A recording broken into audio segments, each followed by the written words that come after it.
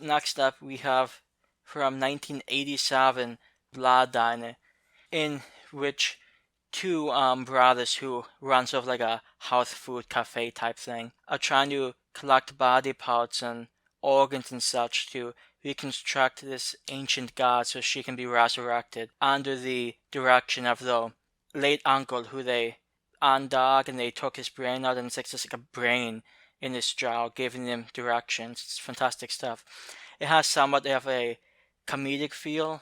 It's a bit over the top at times, and it's certainly interesting. What what do you make of this one, Chucky?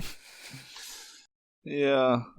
So this was actually a first time watch for me. Obviously, it's a movie I've heard of many times, and it got released on Blu-ray along with... It's amazing. Like, many years ago, it got released on Blu-ray along with, I think, Chopping Mall, and yeah. So I was thinking something along the lines of, just a cheesy 80s horror movie.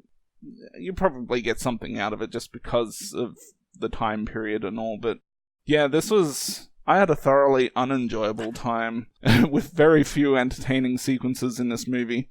I had very little interest in the story or its characters. A lot of them had stupid voices, and it just seems like such a messy movie. It's just all over the place, and I was very surprised at how bad it was, because I was expecting at least some cheesy 80s goodness, and I guess on one hand you could say it does have that, but it's just all the wrong kinds. Yeah, I probably don't disagree at all with what you just said. This movie is somewhat terrible. I've seen it once before, and I actually, on IMDb, I gave it, I think, a 6 out of 10 initially, but when I just watched it, I finished it about an hour ago. It's like such a worse movie than that. It's just awful stuff. I mean, the occasional comment by the brain was kind of amusing. Yeah, I don't know how much we need to hear about his slang and stuff. It wasn't my type of thing. Yeah, pretty much outside of just one or two humorous comments there, everything else was, pretty terrible or unenjoyable. Do you not like the exciting finale with the horrible music and the fantastic special effects and the like? Yeah, it was a sight to behold. That it was. Yeah, before I watched this movie, I actually watched the trailer, and it's one of those trailers where it actually shows, or they've filmed a lot of stuff just for the trailer itself. So, as I was watching the trailer, which I still didn't think the trailer was anything special, but when you watch a movie, it just feels like you're watching something almost completely different. And I don't know, that just threw me off, and maybe that also put me on the wrong track as well. Yeah, this movie, I'm somewhat surprised because it doesn't have great reviews, at least not what I've seen, but it still has like an okay, perception.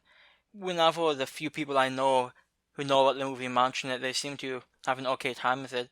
And I suspect that maybe for the right type of people, they probably do have an okay time with it. But it's just the comedy aspect and the story aspect were just, in my view, it's just pretty terrible stuff. I don't know how the fuck this has a 5.3 on IMDb. That's way too high. I know, it surprised me too. I will say the one thing I do like about it, and I'm using like as a somewhat of a strong word here, but even though it was, over the top, I did like, seeing people's arms and body parts get cut off, and the random like nude aerobics thing, that scene, like when they just come and shoot in one of them through anything, a Nixon mask. So that was random enough to be somewhat interesting. It didn't make the movie gold by any means, but I was okay with it. Well, I watched just a standard quality version of this. I didn't watch a really good HD version, but maybe I should have, but still, I don't think it would have changed my rating much at all. But that nude aerobic scene, I couldn't see all that great, but it looked like there was some flapjack titties in there, and that didn't really impress me too much. I do enjoy how you judge a movie based on the quality of a woman's breasts. That's some good stuff. Hey, don't don't give me shit on my on how I rate movies. By all means, I think it's a very valid way of seeing things. To be honest, I didn't care as much for the those women, but the woman in the cave, she was okay, I think. It kind of surprised me when she started kicking that dude's ass.